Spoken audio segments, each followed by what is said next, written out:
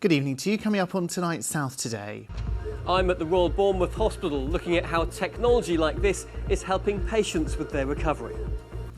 A warm welcome to the programme with me, Edward Salt. On the day the NHS marks its 75th birthday, we have a special programme looking back at its achievements, celebrating its successes and asking what's next for a system that has certainly had its challenges.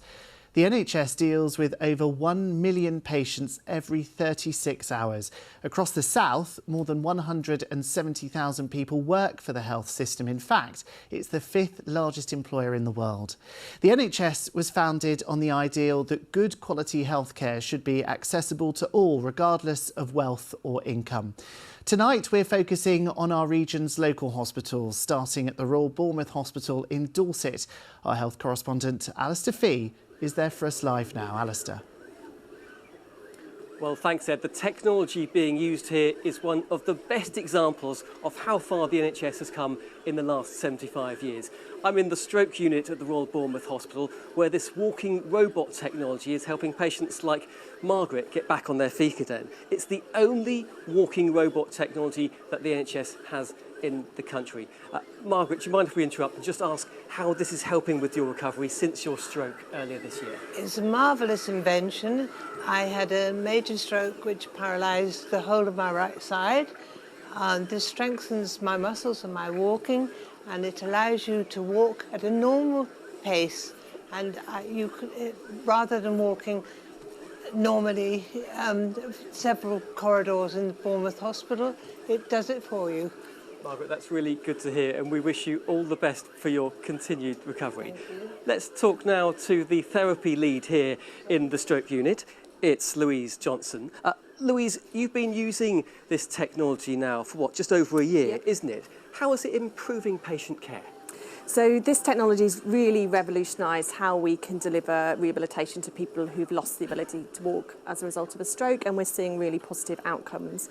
What it enables us to do is safely and effectively provide intensive rehabilitation much earlier in somebody's recovery, and that means that their recovery is likely to be quicker but also fuller. So that gives somebody like Margaret the very best chance of relearning to walk again after what was quite a disabling stroke.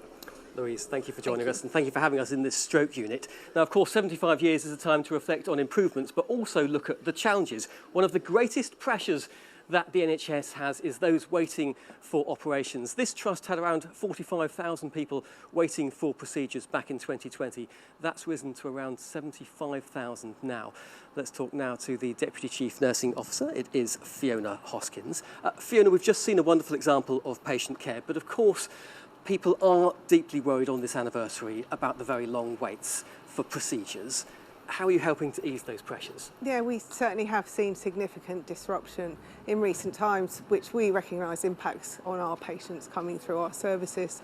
We have worked really hard to reduce our waiting list. In fact, we've eliminated 2-year waits and are making significant improvements against 78 weeks. And we've done that through really keeping a good scrutiny on our waiting list, looking at who's on there and what's wrong with them, and making sure they come through in a timely manner, and using the breadth of our workforce, so the diversity of advancing practice and roles like Louise's, where other healthcare professionals such as physios and nurses can support getting patients seen in a quick and timely manner. I'm going to list a few of the challenges you've faced in recent years. It's been turbulent, hasn't it? You've had COVID, you've had extreme winter pressures, and of course in recent months, strike action. How are you managing at this trust to keep those standards of care high? Yeah, so throughout all of the challenges that we faced in recent years, care quality and patient safety are our priority, and we like to focus on thinking about our values, which are thinking about caring, one team, and always improving. So for us, listening to our patients, listening to feedback, reviewing care continually, learning from what's happening in the environment, and implementing change is really important to keeping standards high. And a brief final question for you, of course. 75 years' time, will the NHS still be here? What needs to change? Yeah, of course the NHS will still be here. We need to work on retaining and training our staff and reforming, and that's reflected in the new NHS Improvement Plan launched last week. Thank you so much, Fiona, for having us down here today. Well, of course, we'll be back here at the Royal Bournemouth Hospital later in the programme when we'll be talking to many more staff. That's it for now. Ed. Alistair, we certainly will. Thanks very much. Let's go back to the Royal Bournemouth Hospital now, where they're celebrating the 75th anniversary of the NHS. And Alistair, you're in the garden tonight. I am, Ed. Welcome back to Bournemouth, where, as you say, we are celebrating 75 years of the NHS. Alexis is here with some of the staff that work here. Thank you, Al. Yes, I'm also in the garden section of the hospital. There is a beautiful lake and lots of wildlife as well. It's for members of the public, for patients and also for staff. Let's talk to some members of staff. First of all, Colin, who's part of the portering team. Colin, it's the 75th anniversary this year. What does that mean to you? Well, first of all, the portering team are very, very excited to be celebrating the 75 years of the NHS. I joined the team in 2020 to support the hospital during COVID. I've travelled the world and nobody gives better care than the NHS.